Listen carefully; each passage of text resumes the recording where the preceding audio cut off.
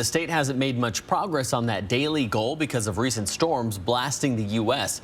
As your vaccine information headquarters, Mayor Kawash explains why it's okay if your second shot is a little late.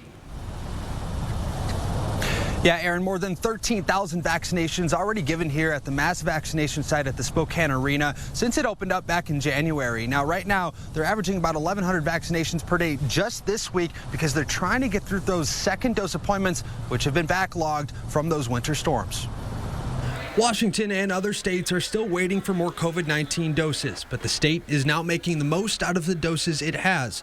91% of Washington's COVID shots have been used, and another 1,200 of those doses were given at the Spokane Arena yesterday.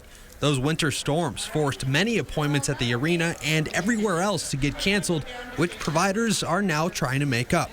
Now, Moderna's second dose is supposed to come 28 days after that first shot, and Pfizer's is 21 days after the first.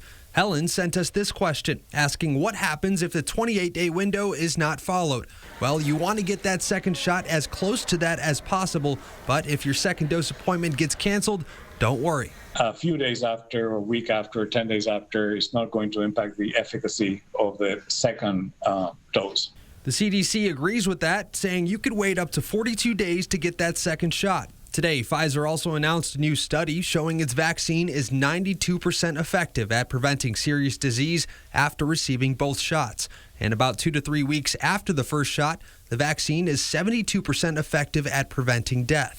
Now, Dan sent us this question, saying there's confusion about how long one should wait between recovering from COVID and getting the vaccine. Well, Kaiser Health and the Washington Department of Health tell us as soon as you recover from the virus and no longer have to isolate, then you can get the vaccine.